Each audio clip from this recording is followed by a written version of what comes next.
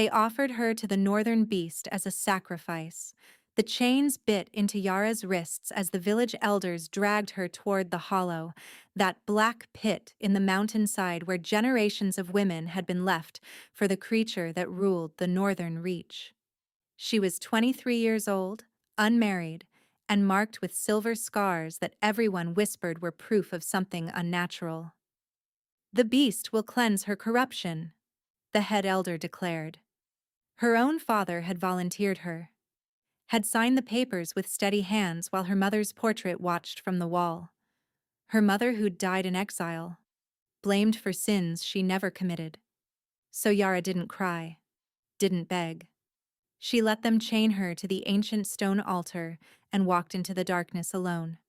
Let it come, she thought. Let it end. But the beast never came.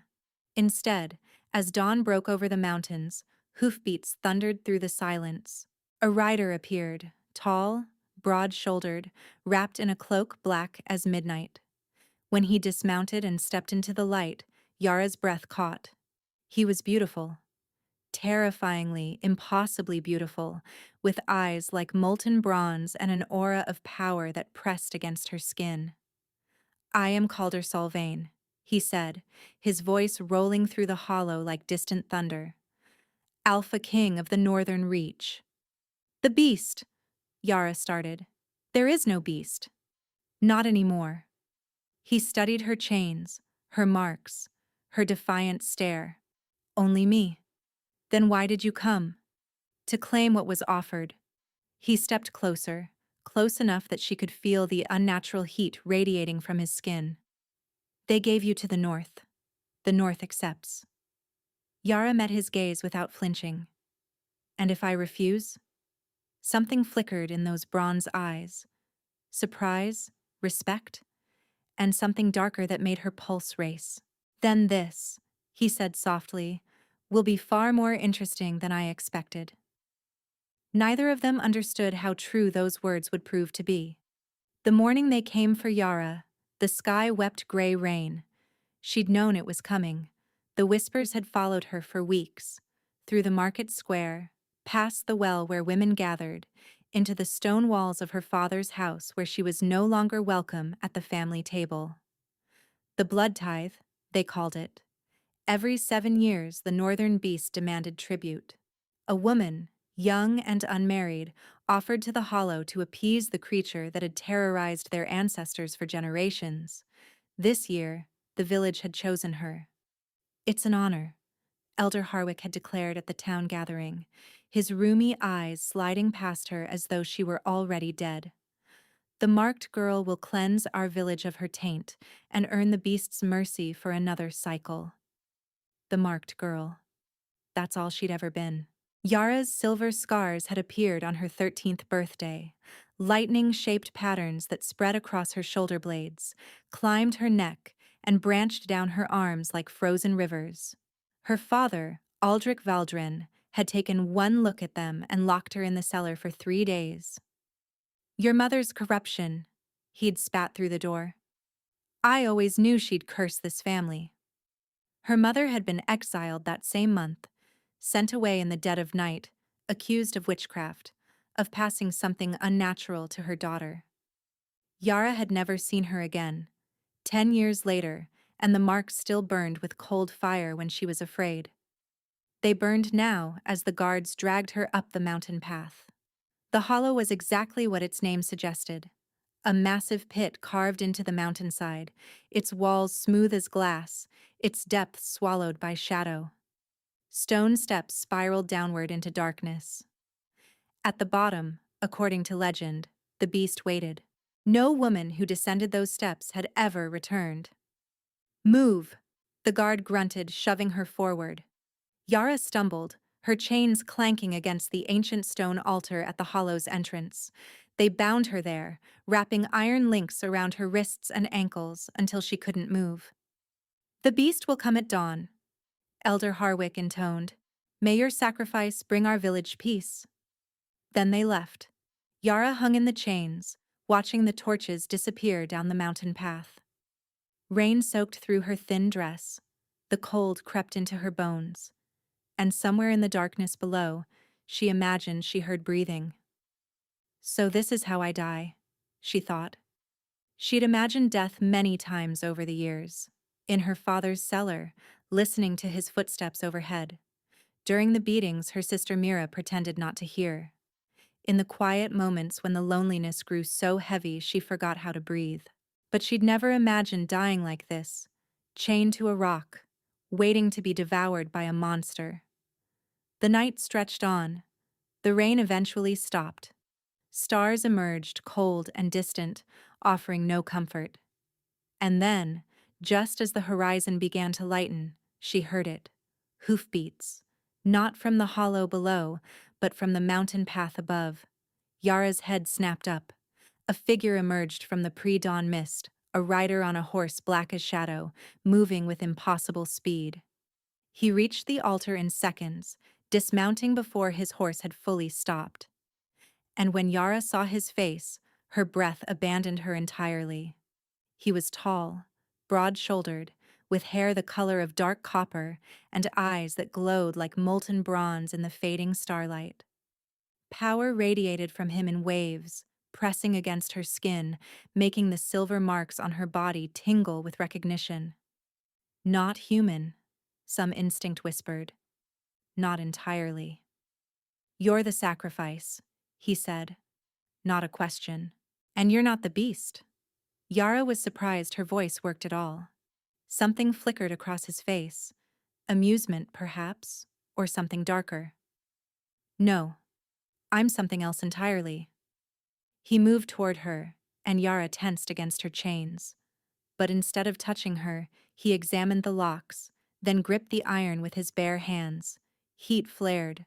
The metal glowed red, then white, then crumbled to ash. Yara collapsed forward, and he caught her before she hit the ground. His hands were impossibly warm against her rain-chilled skin, like holding fire itself. I am Calder Sylvain, he said, Alpha King of the Northern Reach, and you belong to me now. I don't belong to anyone, Yara rasped. That bronze gaze held hers. For a long moment neither of them moved. Then he smiled. A slow, dangerous curve of lips that did something strange to her pulse. We'll see about that. The journey to Ironholt took 3 days. Yara spent most of it in a carriage that was far too warm, wrapped in furs that smelled of pine and wood smoke, trying to make sense of what had happened. The Alpha King rode alongside on his black horse, occasionally visible through the carriage window, never looking back at her. She should have been terrified. Everything she'd heard about Calder Sylvain painted him as a monster, the northern beast in human form, a king who ruled through fear and violence, who demanded blood tribute from villages that still remembered the terror of his ancestors. But the man who'd freed her from those chains hadn't seemed monstrous. He'd seemed tired, ancient in a way that had nothing to do with age. On the 3rd evening, they reached Ironholt. The fortress rose from the mountains like an extension of the stone itself. Black walls stretching toward a sky heavy with storm clouds, towers crowned with iron spikes, windows flickering with warm light that seemed almost incongruous against such harsh architecture. Guards bowed as they passed through the gates. Servants appeared to take the horses, and Calder finally turned to look at her. You'll want answers, he said. I want many things. Yara climbed down from the carriage without assistance. Answers are merely the beginning. That flicker of amusement again, there and gone like lightning. Come with me.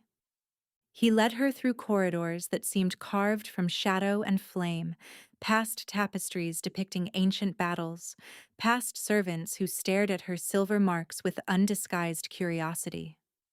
Finally, they reached a study lined with books, a fire roaring in a hearth large enough to stand in. The heat was stifling. Yara noticed Calder moved closer to it, not away. The blood tithe, he began without preamble, was established by my great-great-grandfather after a series of attacks on northern villages. He believed that offering sacrifices would appease the creature responsible. And did it? No, because the creature was never appeased by blood. Calder's jaw tightened. The creature was bound, contained. Eventually, it died. The attacks stopped, but the villages continued the offerings anyway, convinced that any disruption would bring the terror back. Yara processed this. So there is no beast. There is no beast. Only the memory of one, and the fear that feeds on memory. Then why do you come? Every 7 years you appear at the hollow and take the sacrificed women. If not to devour them, then what? Calder turned to face her fully. In the firelight, the bronze of his eyes seemed almost molten, dangerous and beautiful in equal measure. I take them to save them, he said quietly. Every woman left in that hollow would die. Of cold, of starvation, of the wolves that roam these mountains. I give them a choice instead. Stay in Ironholt, build new lives, or receive passage to wherever they wish to go. Yara stared at him. You've been rescuing them. For 23 years. The same number as her age. He'd been doing this her entire life. Why maintain the fear then? Why let the villages believe you're a monster? Something shifted in his expression. Not quite pain, but close. Because the fear keeps them in line, prevents wars, maintains order. If they knew the beast was dead, they'd turn on each other within a generation. He paused. Sometimes, being thought a monster is more useful than being known as a man. Yara should have felt relieved. She was safe. She'd been saved, not condemned. But something in his voice, in the careful distance he maintained, told her this wasn't the whole truth. And me? She asked. What choice do you offer me? Calder was quiet for a long moment. His gaze moved over her, not with hunger, but with assessment, calculation, like a man examining a map and finding unexpected territory. You're different from the others, he said finally. Those marks on your skin, that power I can sense coiled inside you. You're not just a sacrifice. You're something far more valuable. I don't know what you mean. Don't you? He stepped closer, and the heat radiating from him pressed against her cool skin. I'm offering you a different bargain, Yara of Thornwick. Not freedom. Something else. What? Marriage. The word hung between them like a blade. I need an heir, Calder continued, his voice clinical despite the intimacy of the offer. A queen to sit beside me, to bear my children, to help me rule the Northern Reach. In exchange, you'll have protection, power, and wealth beyond imagining. And love? The question escaped before Yara could stop it. His expression hardened. No, never love. That's the one thing I cannot offer. Yara should have refused, should have demanded that freedom he'd promised others. Instead, she thought of her father's cold eyes, her sister's silence, the cellar where she'd spent so many nights alone. Cold over cruelty, she whispered. What? Nothing. She lifted her chin. I accept your terms, Alpha King, but know this. I won't be owned.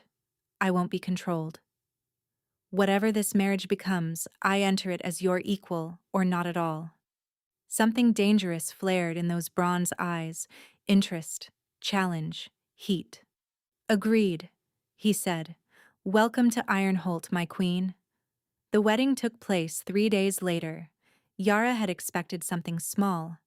A private ceremony, perhaps, witnessed only by the necessary officials. Instead, she found herself standing in the great hall of Ironholt, surrounded by northern nobility who stared at her with expressions ranging from curiosity to outright hostility. And there, at the edge of the crowd, stood her father. Yara's blood turned to ice. Aldrich Valdrin looked older than she remembered, his hair grayed at the temples, deep lines carved around his mouth. Beside him stood her sister Mira, beautiful in a gown of winter blue, her eyes carefully avoiding Yara's gaze. They're here as witnesses, Calder murmured, appearing at her side. Tradition demands family presence at royal weddings. He's not my family. Yara's voice came out harder than she intended. He stopped being my family the day he offered me to the Hollow. Nevertheless, he'll witness this union. Calder's hand found the small of her back, warm, steady, grounding. And he'll watch you become something far greater than he ever allowed you to be. The ceremony began. Yara barely heard the words. She was too aware of her father's gaze burning into her back, of the whispers rippling through the crowd, of the heat of the man standing beside her. Do you, Calder Sylvain, Alpha King of the Northern Reach, take this woman as your wife, your queen, your mate? I do. His voice carried through the hall without effort. And do you, Yara of Thornwick, accept this man as your husband, your king, your mate? Yara turned to look at Calder.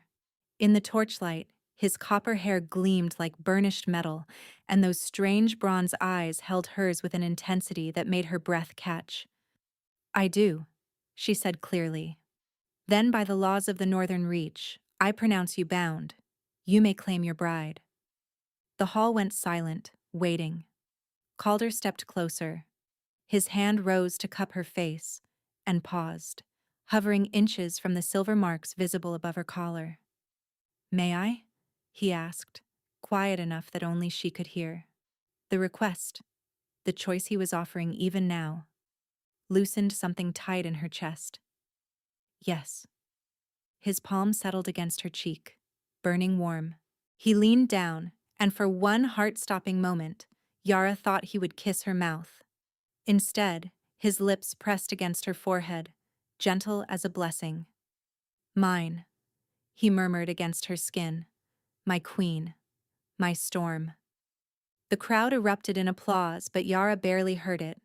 She was too focused on the strange flutter in her chest, the warmth spreading through her veins, the way his touch felt like coming home.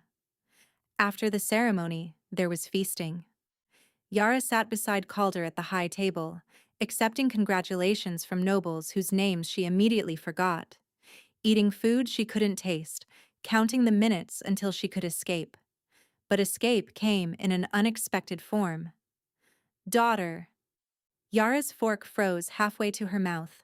Her father had approached the high table, Mira trailing behind him like a shadow. You will address her as Your Majesty, Calder said coldly. Aldrich's jaw tightened. Of course, Your Majesty. The words dripped with barely concealed venom. I simply wish to congratulate you on your unexpected elevation. Your congratulations are noted. Yara's voice could have frozen fire. You may go. Before I do. Her father leaned closer, lowering his voice so only she could hear. You should know that I tried to warn them. The king, his advisors. I told them what you are, what those marks mean, the corruption your mother passed to you. My mother was innocent. Your mother was a witch. Aldrich's eyes glittered with malice. And so are you. When the king discovers the truth, when he sees what you really are, this pretty fairy tale will end in flames. Enjoy it while it lasts. He withdrew before she could respond, disappearing into the crowd with Mira in tow. Yara sat frozen, her appetite completely gone.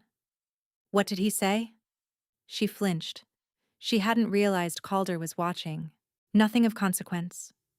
You're lying. It wasn't an accusation, merely an observation. Your scent changed. Fear and anger mixed. Whatever he said, it wasn't nothing. Yara turned to look at him, this strange king who noticed too much, who ran too hot, who had given her a choice when no one else ever had. He reminded me, she said carefully, that I'm not what I appear to be, that when you discover the truth, you'll regret this bargain. Calder studied her for a long moment. Then he reached out and took her hand, his fingers interlacing with hers.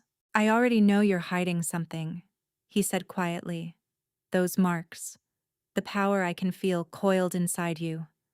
Whatever secret you're keeping, Whatever truth you think will destroy this marriage. His grip tightened. I don't care. You should. Perhaps. He lifted her hand to his lips, pressing a burning kiss to her knuckles. But I find myself remarkably unconcerned. When you're ready to tell me, I'll listen. Until then, your secrets are your own. A fissure split through her chest. Not pain, but the fracturing of walls she'd built long ago. No one had ever offered her patience before. Thank you, she whispered. Don't thank me yet. A ghost of a smile crossed his lips. The night is young, and there are still several hours of celebration to endure. Despite everything, the fear, the uncertainty, her father's poisonous words, Yara found herself smiling back. Perhaps this bargain wouldn't destroy her after all. The chambers prepared for her were nothing like Yara had expected. She'd imagined stone walls bare and cold, a room befitting a beast's reluctant bride. Instead, she found warmth. Thick furs carpeted the floor. A fire blazed in a hearth large enough to stand in.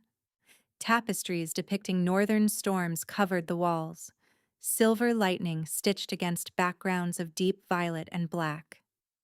The blind handmaidens had bathed her in water scented with pine and winter roses, brushed her hair until it fell like dark silk down her back, dressed her in a sleeping gown so thin it felt like wearing moonlight. They'd extinguished every candle before leaving, plunging the room into darkness broken only by the fire's glow. Now Yara sat on the edge of the bed, her pulse racing against her ribs.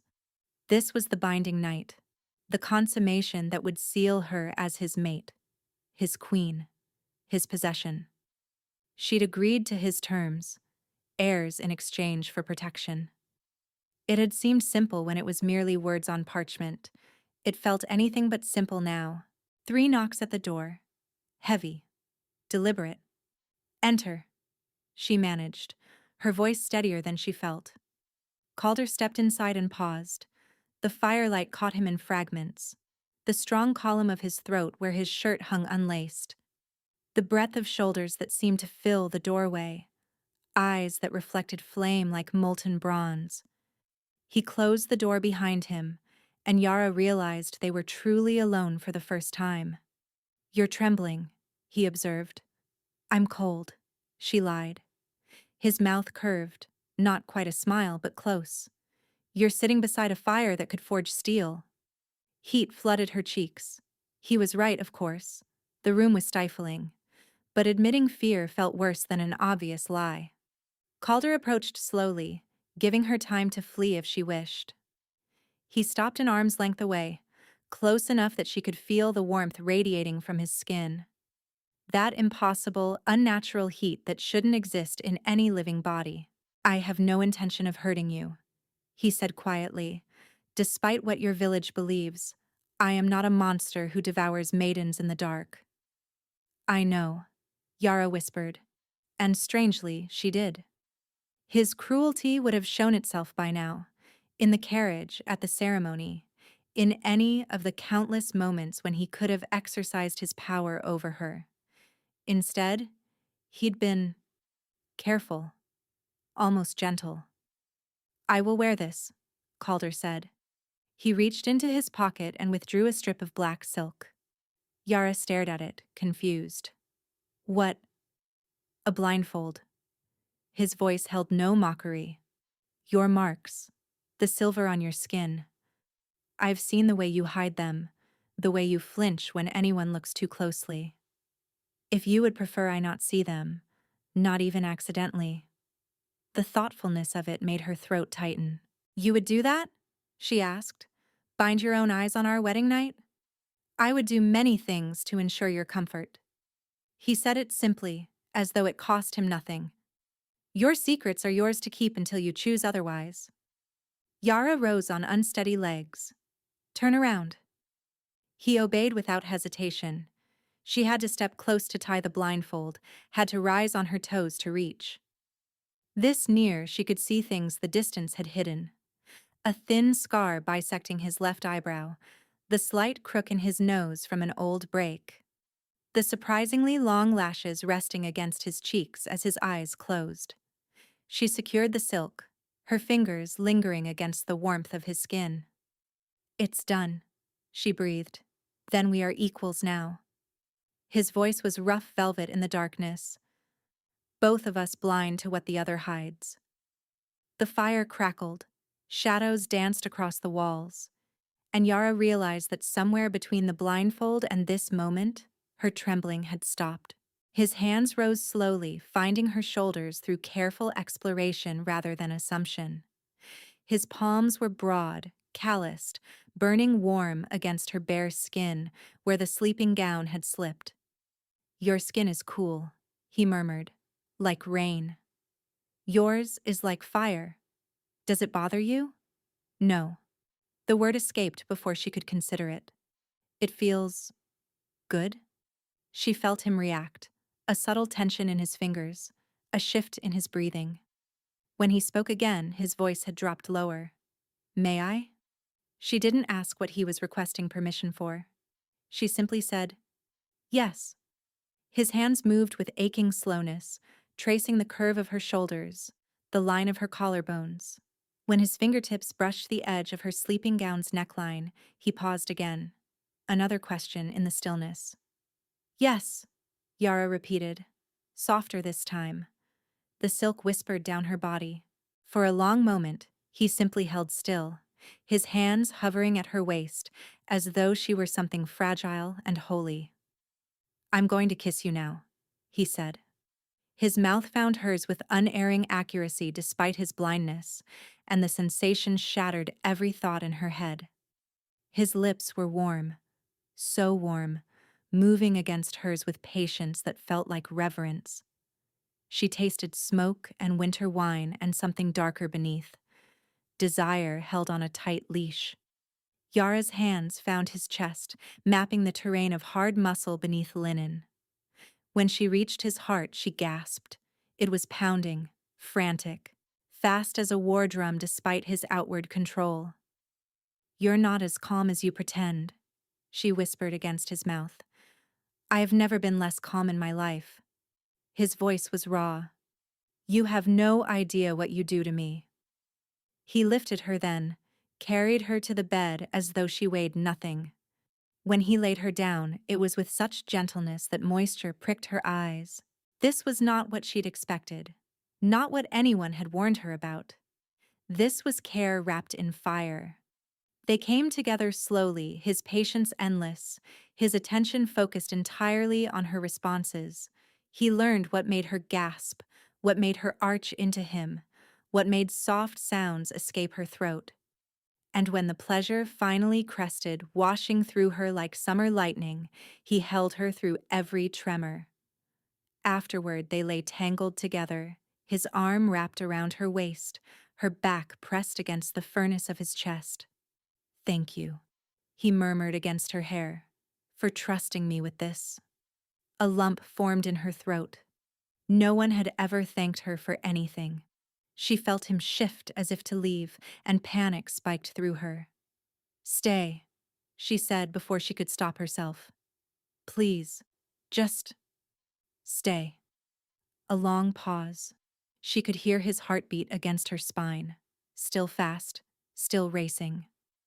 "As you wish," he said finally. His arm tightened around her, pulling her closer, and within moments, the steady rhythm of his breathing told her he'd fallen asleep. Yara lay awake in the darkness, acutely aware of the burning man wrapped around her, of the blindfold still covering his eyes, of the silver marks hidden beneath skin he'd chosen not to see. He could have demanded everything, she thought. Instead, he gave me a choice. She didn't know what to do with this strange, fierce king who treated her like something precious. But she was beginning to suspect she wanted to find out. He returned every night. Yara hadn't expected it. The contract required only that they produce heirs, a clinical arrangement that could have been fulfilled with minimal contact. Instead, Calder appeared at her chambers each evening as the sun dipped below the mountain peaks, and didn't leave until dawn light crept through the windows. Some nights they spoke for hours. He asked about her childhood, her favorite books, her opinions on everything from trade routes to the best way to prepare venison stew. He listened when she spoke, actually listened, with an intensity that made her feel like the only person in the world. Other nights, they didn't speak at all. Those were the nights that frightened her most, because she found herself craving them. One evening, Yara descended to the fortress library seeking answers. Not about him, exactly. About herself. About what was happening inside her chest every time he walked through her door. "You've captured the king's attention," a voice observed. Yara spun to find an elegant woman seated by the fire, silver-streaked hair piled elaborately atop her head. She recognized her from court, Lady Sorvina, the widowed countess who served as unofficial advisor to half the noble houses in the Northern Reach. "We have an arrangement," Yara said carefully. "Nothing more." "Is that so?" Sorvina's eyes glittered with amusement. "Strange, then, that he visits your chambers nightly when the arrangement requires only occasional contribution." Heat flooded Yara's face. "How do you know?"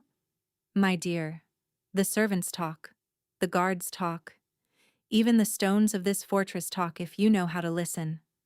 She gestured to the seat across from her. "Sit. You have questions written all over your face." Against her better judgment, Yara sat. "The king has never taken a consort seriously," Sorvina continued. "Mistresses, yes. Brief ones who never lasted past a single night. But you," her gaze sharpened. "He looks at you like you're the answer to a question he's been asking his whole life." Yara's heart stuttered. "You're wrong. Perhaps. But if I'm right, you'll need allies in this court. There are those who resent a southern sacrifice rising to power. Those who wanted their own daughters warming the king's bed." She leaned forward. "And those who know what the silver marks on your skin truly mean." Ice flooded Yara's veins. "I don't know what your stormcaller." The word was barely a whisper. "I saw one once, when I was a girl. She could call lightning from a clear sky, make the winds bow to her will. The marks on her skin looked exactly like yours." Yara couldn't breathe. "Your secret is safe with me," Sorvina said gently. "But it won't stay hidden forever. Secrets in Ironholt have a way of surfacing at the worst possible moments." She rose, straightening her skirts. "Learn to control what you are before someone else tries to control it for you." Then she was gone, leaving Yara alone with her racing thoughts. That night, when Calder came to her chambers, she found herself studying him differently. The heat radiating from his skin seemed stronger than before. When he touched her, his palms were almost too warm, like holding sun-baked stones. And twice during their lovemaking, she caught him grimacing, quickly masked, but unmistakable. Afterward, as they lay together in the darkness, Yara finally asked, "Are you ill?" Calder's arm tightened around her. "What makes you ask?" "You burn hotter every day. I've seen you wince when you think I'm not looking." She turned in his embrace, her hand finding his chest. His heart thundered beneath her palm. "Your heart races even at rest. Something's wrong." Silence stretched between them. "It's a family condition," he said finally. "Nothing to concern yourself with." Calder. "Leave it, Yara." His voice held an edge she'd never heard before. Not anger, but something closer to fear. "Some things are better left undiscussed." She wanted to push, to demand answers. But the tension in his body warned her against it. Instead, she changed tactics. "Tell me about the beast," she said. "The one the Northern Reach fears. The one they say devours sacrifices." Another long pause. When he spoke, his voice was carefully neutral. "There is no beast. Not anymore." "But there was once." His exhale stirred her hair. "Once. Yes. Long ago. My ancestor, the first Sylvain king, made a bargain with something ancient and terrible, power in exchange for something else. The bargain went wrong, or perhaps it went exactly as the creature intended. His hand found hers in the darkness. Every king since has carried the consequences. What consequences? He brought her knuckles to his lips, pressing a burning kiss against her skin. The sun lives inside us, he murmured, beautiful and destructive. We burn brighter than other men, fight harder, lead more fiercely, but fire that burns too bright burns out, Yara finished, understanding dawning with horror. Eventually, yes. Is that why you're so hot? Why your heart? Yara. He said her name like a prayer and a warning combined. I've told you more than I should. More than I've told anyone. Please. Let it rest. She wanted to argue, to demand he tell her everything. But there was something broken in his voice that silenced her protests. So she simply held him tighter, as though she could anchor him to this world through touch alone. As the weeks became months, Calder began arriving earlier each evening, sometimes before sunset, sharing dinner in her chambers before pulling her to bed. He talked more freely now, about the pressures of ruling, the diplomatic challenges with the southern kingdoms, the old laws he wished he could change. The blood tithe, Yara said one night. The sacrifices. You disagree with them. I despise them. The words came out harsh. Innocent women offered up to appease superstition and fear. I ended the practice the moment I took the throne, but the villages still believe. They still prepare their daughters for offering, convinced the beast will come if they don't. So you go anyway. You take the women they leave. To save them from worse fates. His jaw tightened. If I refused them, they'd be cast out, exiled for failing their sacred duty. Or they'd die in the hollow, waiting for a beast that no longer comes. Yara studied his face in the firelight. This man who the South called monster, who had built his fearsome reputation deliberately, she now understood, to protect women from being offered in the first place. You're not what anyone thinks you are, she whispered. Neither are you. His hand cupped her face, thumb tracing her cheekbone. I feel it, Yara. Something building between us. The mate bond forming. Don't tell me you don't feel it too. She couldn't lie. The pull toward him had grown so strong it felt like gravity. I feel it, she admitted. Good. He kissed her forehead with devastating tenderness. Because I don't intend to let you go. Those words should have frightened her. Instead, they made her feel like she'd finally found the place she belonged. She didn't know yet that belonging to him might destroy them both. Yara woke 3 months later to a certainty that changed everything. She'd known something was different for weeks. The queasiness in the mornings, the exhaustion that pulled at her despite sleeping well. The way certain scents made her head spin. But she'd refused to name it, afraid that acknowledging the truth would shatter this fragile paradise she'd built. The healer confirmed it that afternoon. You're with child, Your Majesty, nearly 2 months along. Yara placed her hand on her still flat stomach, feeling nothing and everything at once. She was carrying Calder's child, the heir he'd married her to produce. The purpose of our arrangement, she thought numbly, fulfilled. She waited until that evening to tell him. Calder arrived at his usual hour, already loosening his collar as he stepped through the door, and stopped when he saw her sitting rigid by the fire. Something's wrong. He crossed the room in 3 strides, kneeling before her chair. Yara, what happened? Are you hurt? I'm pregnant. The word hung between them. Calder's expression froze. She watched emotion flicker behind his eyes. Surprise? Calculation? Something she couldn't name. Before his face went carefully blank. You're certain? The healer confirmed it. Slowly, reverently, his hand reached toward her stomach. He paused inches away, a question in his eyes, and Yara nodded. his palm pressed flat against her abdomen, burning warm through the fabric of her gown. "A child," he breathed. "Our child." "Your heir," Yara corrected, her voice hollow. "As agreed." Calder's eyes snapped to her face. "What?" The tears she'd been holding back all day finally spilled over. "You have what you needed, an heir. The contract is fulfilled. You don't have to. You don't need to keep coming here anymore." "I understand." "Yara, I won't make demands. I know this was always just an arrangement. I'll raise the child properly, prepare him for succession, whatever you require. You can return to your life without obligation to." "Stop." He gripped her hands, his voice cracking. "Listen to me. Is that what you think?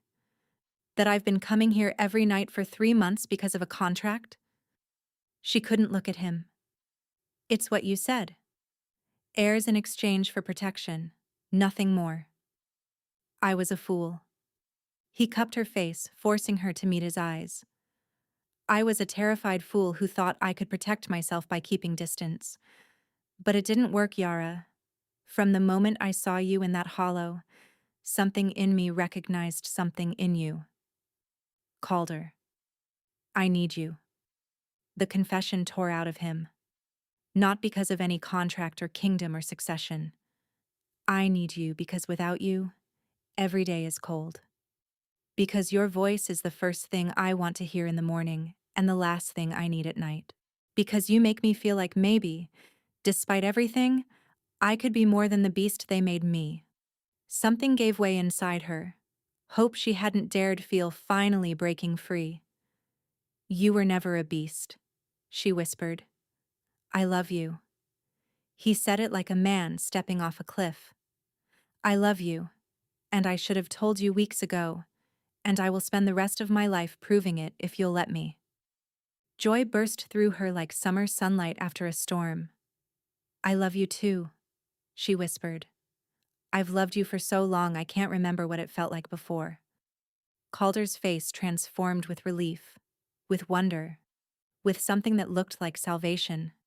He pulled her into his arms, crushing her against his chest, and she felt moisture that wasn't hers dampening her hair.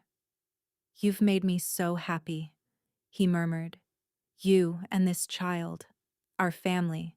I never thought I could have this." Yara pulled back to look at him, to memorize this moment of perfect joy, and watched the light drain from his eyes. "Calder?" His hand flew to his chest. A sound escaped him. Not quite a scream, but close. Pained. Primal. "Calder!" Yara grabbed his shoulders as he swayed. His skin was no longer warm, it was blazing, hot enough to sting her palms. "What's happening?" "No." He staggered backward, knocking over a chair. "No, not now, not yet." "Tell me what to do." He collapsed. Yara caught him before he hit the floor, cradling his head in her lap. His body convulsed, spine arching, muscles locking. Beneath his skin, she could see something moving. Light, she realized with horror. Light pulsing through his veins like molten gold, spreading from his heart outward. "The curse," he gasped. "Yara, listen to me. I'll get the healer. I'll get help." "There's no help." His hand found hers, gripping with desperate strength. The first king's bargain. Power for control. If any Solvane ever falls in love, truly in love. Understanding crashed through her. "The fire inside you," she breathed. "It intensifies. It consumes." His laugh was bitter, broken. "My ancestors believed love made kings weak, so they made a bargain that would ensure we never risked it. Feel love, and the fire that makes us powerful becomes an inferno that destroys us from within. So when you said you loved me, I triggered my own death." He smiled despite the agony twisting his features. "And I would do it again, knowing you loved me back, even for a moment." "No." Yara pressed her hands against his chest, feeling the terrible heat searing her palms. "There has to be a way to stop it, to reverse it." There isn't. My father tried when he fell for my mother. Every healer, every scholar, every mage in the kingdom. Nothing worked. His hand trembled as he touched her face. I'm sorry, Yara. I should have stayed cold. Should have kept my distance.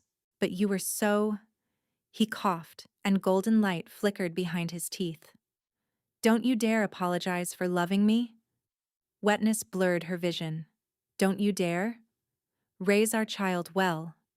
His voice was fading. Tell them. Tell them their father loved their mother more than his own life. You'll tell them yourself.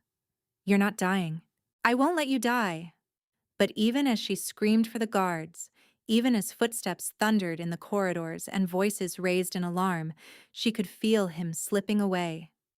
The curse of the Northern Kings had activated, and the man who had saved her from sacrifice was burning alive in her arms. Someone help! Yara's scream tore through the corridors. The king is dying! Guards burst through the door within seconds. Behind them came healers, advisors, servants, a flood of horrified faces staring at their king convulsing on the floor, golden light pulsing beneath his skin like a second heartbeat. Don't touch him! The head healer shouted as a guard reached for Calder's arm. The heat. It'll burn straight through flesh. Yara hadn't released him. Her palms were blistered, the skin raw and weeping, but she refused to let go. There must be something you can do, she demanded. Potions, spells, anything. The healer's face was gray. Your Majesty, this is the Solvane curse. It's been studied for generations. There is no cure. There never has been. Then study harder. Yara. Calder's voice was barely audible. His eyes fluttered open, unfocused, the irises now ringed with flickering gold. Stop. Listen. She leaned closer, ignoring the heat searing her skin. I'm here. I'm not leaving. The curse takes weeks, sometimes months. Each word cost him visible effort. My father lasted 40 days after he told my mother he loved her. There's time. Time for what? To prepare. The kingdom. Succession. Our child. I don't want time to prepare. Yara's voice cracked. I want you to live. His hand trembled as it found her face. Even through her tears, she could see the light spreading through his veins, creeping up his neck toward his jaw. I chose this, he whispered, loving you. I knew what it would cost, and I chose it anyway. Well, I don't accept that choice. She pressed her forehead to his. You don't get to die on me, Calder Sylvain. Not when I finally found somewhere I belong. A ghost of a smile crossed his lips. Stubborn woman. You married me. Live with the consequences. The healers managed to move him to the bed, wrapping their hands in thick cloth to protect against the burning heat. Yara refused to leave his side, refused to sleep, refused to eat despite everyone's urging. On the third day, as she sat vigil beside him, Calder spoke again. Your marks. Yara stiffened. His eyes were clearer today, though the golden light had spread to cover half his torso. What about them? I've been thinking. His voice was hoarse but steady. Silver marks, patterns that look like lightning frozen mid-strike. And that night in your chambers, when I was inside you, I felt something. Power. Like being struck by a storm. Her heart stopped. Calder. You're not just a sacrifice, are you? His gaze held hers. You're something else. Something you've been hiding. She could lie. She could deflect. But he was dying because he'd loved her, and she couldn't give him anything less than truth. I'm a stormcaller, she said quietly. Silence. The fire crackled in the hearth. My father claimed my mother was one too. He said the gift passes through bloodlines, always through the women. I believed him. She steadied herself. When I was 13, my abilities manifested. My father. Her voice caught. My father said it was an abomination. Said I'd inherited my mother's shame. He had a binding mage seal my powers before anyone else could discover what I was. Calder's expression hadn't changed. She couldn't read him. "Show me," he said. "What?" "Show me your marks. All of them. Let me see what you've been hiding." Yara's hands shook as she reached for the collar of her gown. Slowly, she loosened the ties, letting the fabric fall away from her shoulders. The marks covered her like a second skin. Silver-white lightning patterns spreading from her spine, branching across her shoulder blades, climbing her neck, descending down her arms. In the firelight, they seemed to shimmer with their own inner glow. She waited for the disgust, the horror, the same revulsion she'd seen in her father's eyes all those years ago. "Beautiful," Calder breathed. Yara blinked. "What?" "You're beautiful."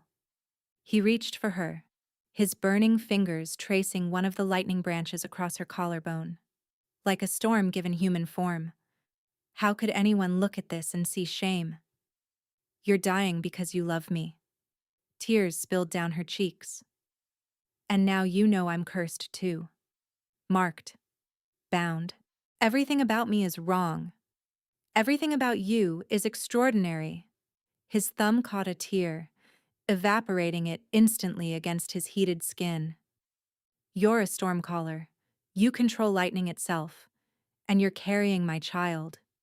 Don't you understand? I thought if you saw what I really am, you might stop loving me. The curse might break." "Never." The word was fierce despite his weakness. "I could never stop loving you. Not if you were marked, bound, or anything else. You're mine, Yara. Storm and all." Something gave way inside her. Walls she hadn't known she'd built, finally crumbling. "There has to be a way," she insisted. "Fire and storm, heat and cold, they're opposites. If I could reach my power."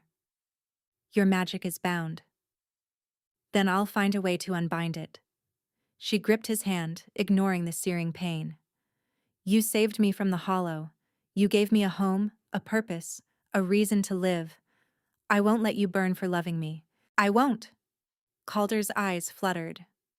The golden light was spreading faster now, climbing his neck, approaching his jaw. "So stubborn," he murmured. "My storm." Then his eyes closed and he didn't open them again. 4 weeks had passed since Calder collapsed. The golden light had spread to cover most of his body now, pulsing beneath his skin like lava flowing through cracks in stone. His temperature had become so extreme that they'd moved him to the ice cellars beneath the fortress, packing him in frozen blocks that melted within hours. He hadn't woken once. Yara barely slept. She divided her hours between sitting vigil at his side and tearing through every book in the fortress library, searching for any mention of the Solvane curse, any hint of a cure.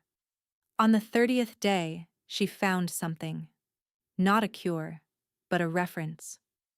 The fire that burns within may only be quenched by its natural opposite. As flame fears water, the Solvane blaze fears the storm. Yet what power could command such forces? Storm. Yara stood abruptly, the book falling from her lap. Her power, her sealed, bound, inaccessible power. If she could reach it, if she could unleash the storm living dormant inside her. She burst into the council chamber without announcement. "I need a mage," she declared. "The most powerful unbinding mage in the Northern Reach. Find them. Now." The counselors exchanged uncomfortable glances. "Your Majesty," the eldest began carefully. "Unbinding mages are forbidden. Their practice was outlawed a century ago after—" "I don't care what was outlawed." Yara's voice could have frozen the sun. "My husband is dying. I am carrying his heir. And I will tear this kingdom apart stone by stone if that's what it takes to save him. Find me a mage." Silence. Then the youngest counselor cleared her throat. "There's a woman. In the Eastern Mountains. They say she's the last of the old unbinding practitioners. We could send for her. Do it. The mage arrived 3 days later, ancient, weathered, with eyes that seemed to see through skin to the soul beneath. She examined Yara thoroughly while the queen stood rigid, enduring the scrutiny. Stormcaller, the old woman finally said. Powerful one, too. I can feel the lightning screaming behind your bindings. Can you release it? Perhaps, but not without the seal that bound you. The mage's eyes sharpened. Who performed the binding? My father, Aldrich Valdrin. Something flickered across the mage's face. Recognition. Valdrin, she repeated slowly. From Thornwick. Yes, I know that family. Your grandmother was my apprentice, long ago, before she married into that bloodline and abandoned her gifts. Yara's world tilted. My grandmother? Marin Valdrin. Born Marin Stormright. The mage smiled grimly. She was one of the most powerful stormcallers I ever trained. But when she married your grandfather, he demanded she seal her abilities, said they were unnatural for a nobleman's wife. Understanding crashed through Yara like a wave. The gift doesn't come from my mother, she breathed. It comes from my father's line. Indeed, your mother was wholly human. Whatever your father told you about inheriting her shame was a lie. The mage's expression hardened. The Stormcaller blood runs through your father's veins, through you, and through any child you bear. Yara's hand flew to her stomach. My father knew. The words came out hollow. He knew all along. He blamed my mother to hide his own bloodline. If he performed your binding, he holds the seal. You'll need it to break free. 1 hour later, Yara was on horseback, riding south toward Thornwick with a contingent of royal guards at her back. She found her father in the great hall, a goblet of wine in his hand, living comfortably in the manor she'd been thrown out of like garbage. Her sister Mira stood near the fireplace, freezing when Yara entered. You! Aldrich's face twisted with contempt. How dare you show your face here? I need the binding seal, Yara said flatly. Give it to me. Absolutely not. You're a danger to everyone around you. That binding is the only thing keeping your monstrous abilities contained. My abilities come from you. Silence. Mira's eyes went wide. What? Grandmother was a stormcaller, Yara continued, her gaze never leaving her father's face. Your mother. The gift passed to you, then to me. Mother had nothing to do with it. That's a lie, Aldrich snarled, but his scent betrayed him, sharp with fear. Is it? Yara stepped forward. Is that why you banished Mother when my marks appeared? Because you needed someone to blame other than yourself? Because you couldn't stand the shame of your own bloodline? You don't know what you're talking about. Mother died in exile. Yara's voice cracked. Alone. Abandoned. Convinced that she'd somehow cursed her own daughter. And it was your fault. Your lie. Mira's hand flew to her mouth. Father, is this true? Of course not. She's twisting everything. There's more. Yara's eyes burned. The accident that killed Brennan Core. The one you blamed on my uncontrolled powers. The reason you had me bound in the first place. Your lightning struck him. My powers manifested 2 days after Brennan died. The words dropped like stones. I remember now. The binding confused my memories, but I remember. Brennan was already dead when my marks appeared. I couldn't have killed him because I didn't have access to my powers yet. All color drained from her father's face. You killed him, Yara said quietly. You have storm abilities too, don't you? Weaker than mine, but present. You killed Brennan, blamed it on me, and then bound my powers before anyone could discover the truth. That's insane. Father. Mira's voice was shaking. I saw you. That night. Coming back from the eastern fields where Brennan's body was found, you told me you'd been checking the livestock, but your hands, they were marked. lightning burns. You've been lying my whole life. Yara held out her hand. The seal. Now. I won't. Mira moved with startling speed. She grabbed the poker from the fireplace and swung it directly at their father's head. Aldrich crumpled. Silence rang through the hall. The seal is in his study, Mira said, her voice trembling. Third drawer. Hidden compartment. Yara stared at her sister. This woman who'd believed their father's lies for years, who'd treated Yara like a monster. I'm sorry. Tears streamed down Mira's face. I believed him. I blamed you for everything. Mother's exile, Brennan's death, all of it. I was wrong. I was so wrong. Come with me, Yara said softly, to Iron Halt. Be there when your niece or nephew is born. Help me build something better than what we came from. Mira's sob was answer enough. Yara found the seal exactly where Mira said it would be. A small crystal sphere containing a captured lightning bolt frozen mid-strike. Her power, trapped for 10 years. She closed her fist around it and felt the storm inside her surge toward freedom. Hold on, Calder, she whispered. I'm coming. Yara reached Ironholt at midnight, the crystal seal burning cold against her palm. She didn't stop at the gates, didn't wait for servants or announcements. She ran straight to the ice cellars, taking the stairs 3 at a time, her heart pounding with desperate hope. The old mage was waiting. You found it. The woman's eyes locked on the crystal. Good.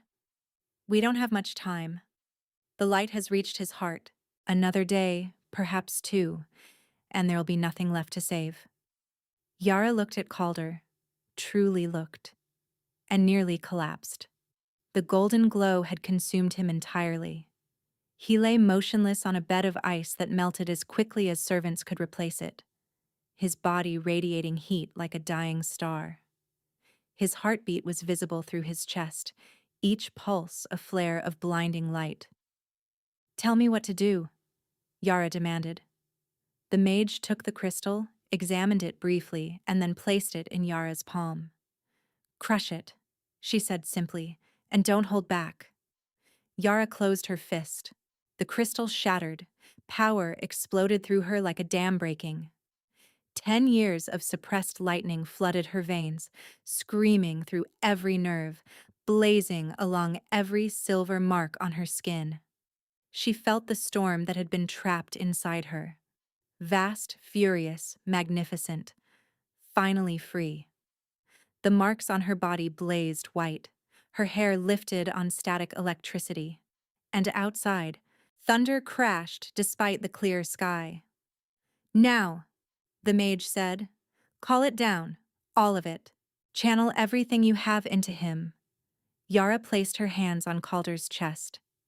The heat was unbearable. She felt her palms blister, smelled her own flesh burning, but she didn't pull away. Feel me, she thought, pushing every ounce of her power into him. Feel the storm. Let it cool the fire. Lightning answered. Not from her hands. From everywhere. It crackled through the ceiling, danced along the walls, filled the room with the scent of ozone and rain. She pulled it all toward her, became a conduit for the sky itself, and poured it into the blazing man beneath her palms. Fire met storm. The room exploded with light. Yara screamed as conflicting energies ripped through her body, but she didn't let go. She felt the curse fighting back, felt centuries of dark bargain resisting her interference, and she pushed harder. You will not take him from me. Thunder shook the fortress. Lightning forked across Calder's body, sinking into his skin, meeting the golden fire head-on. And slowly, impossibly, the light began to dim. The heat beneath her palms cooled. The frantic pulse of fire faded to something steady, something normal. The golden glow retreated, pulling back from his neck, his chest, his heart, until nothing remained but pale skin and the steady rise and fall of breath. Calder? His eyes opened. Not bronze-lit, not fire-touched, just warm brown, the color of autumn leaves, his true color, hidden all these years beneath the curse's glow, looking up at her with wonder. Yara. His voice was hoarse, cracked from disuse. You did it. She collapsed against his chest, sobbing with relief. The curse, he murmured, his hand coming up to stroke her hair. I can feel it. It's gone. Not just suppressed, completely gone. The mage stepped forward, her expression awed. The storm didn't just cool the fire. It burned out the curse entirely. Root and branch. The bargain is broken. Our child, Yara gasped. Will our child? Your child will be born free. The mage smiled. No Solvane heir will ever carry this curse again. You've ended it, Your Majesty. Forever. Calder pulled Yara closer, pressing his lips to her forehead with the kind of tenderness that made her heart ache. You saved me, he whispered. You saved me first, she replied. Now we're even. 6 months later, Yara stood on the battlements of Halt, watching the sunrise paint the mountains gold. Everything had changed. Her father sat in a cell beneath Thornwick Manor, stripped of his lands and title, awaiting trial for the murder of Brennan Core and the exile of his innocent wife. Mira had testified against him without hesitation, her guilt transformed into fierce determination to make things right. Now Mira sat on Calder's council, the first woman to hold such a position in Northern history. She'd proven herself invaluable, sharp-minded, dedicated, and fiercely loyal to the sister she'd once wronged. The blood tithe had been officially abolished. Calder had ridden to every village personally, declaring that the northern beast was dead, that no more sacrifices would be demanded, that any woman offered could return home or find sanctuary in Ironholt. Dozens had chosen to stay. The unbinding mages had been pardoned and welcomed back. A school was being built in the eastern mountains to train young stormcallers, young fire wielders, and young carriers of any gift that had once been feared. Power would no longer be something to hide. And 2 weeks ago, Yara had given birth to their son. They'd named him Kieran, meaning ray of light, because he'd come into the world just as the sun crested the horizon, screaming his arrival with lungs that would someday command armies. There you are. Yara turned to find Calder approaching, Kieran cradled in his arms. Their son was awake, his dark eyes, so like his mother's, fixed on his father's face with intense concentration. Someone wanted his mama, Calder said, transferring the warm bundle into her arms. Yara kissed Kieran's downy head, breathing in the sweet scent of him. How's the council meeting? Productive. The southern kingdoms have agreed to new trade terms. They're rather more cooperative now that they know my wife can call lightning from a clear sky. He grinned. Apparently, that's excellent motivation for diplomacy. Yara laughed. Happy to help. Calder wrapped his arms around them both, his chin resting on her shoulder, his warmth, normal now, human, seeping through her gown. I was thinking, he murmured, about that night in the hollow, when I first saw you, chained and terrified and still ready to fight. What about it? They called you a sacrifice, something to be consumed and discarded. His arms tightened. They had no idea they were offering me everything I'd ever wanted. Yara leaned back into his embrace, watching their son yawn. We saved each other, she said softly. We did. He pressed a kiss to her temple. Storm and fire. Apparently, they're not opposites at all.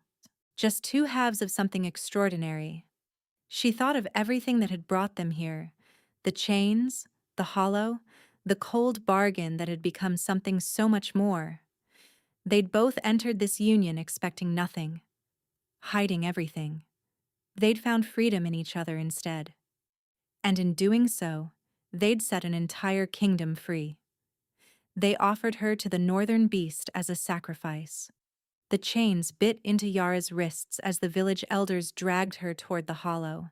that black pit in the mountainside, where generations of women had been left for the creature that ruled the northern reach. She was 23 years old, unmarried, and marked with silver scars that everyone whispered were proof of something unnatural. The beast will cleanse her corruption, the head elder declared. Her own father had volunteered her, had signed the papers with steady hands while her mother's portrait watched from the wall. Her mother, who'd died in exile, blamed for sins she never committed. So Yara didn't cry, didn't beg. She let them chain her to the ancient stone altar and walked into the darkness alone. Let it come, she thought. Let it end. But the beast never came. Instead, as dawn broke over the mountains, hoofbeats thundered through the silence. A rider appeared, tall, broad-shouldered, wrapped in a cloak black as midnight. When he dismounted and stepped into the light, Yara's breath caught. He was beautiful. Terrifyingly, impossibly beautiful, with eyes like molten bronze and an aura of power that pressed against her skin. "I am Calder Solvane," he said, his voice rolling through the hollow like distant thunder. "Alpha King of the Northern Reach." "The beast," Yara started. "There is no beast. Not anymore." He studied her chains, her marks, her defiant stare. "Only me." "Then why did you come?" "To claim what was offered." He stepped closer, close enough that she could feel the unnatural heat radiating from his skin. "They gave you to the North. The North accepts." Yara met his gaze without flinching. "And if I refuse?" Something flickered in those bronze eyes. Surprise, respect, and something darker that made her pulse race. "Then this," he said softly, "will be far more interesting than I expected." Thank you for listening to this story. If you enjoyed it, please leave a comment below. I read every single one, and they mean more than you know.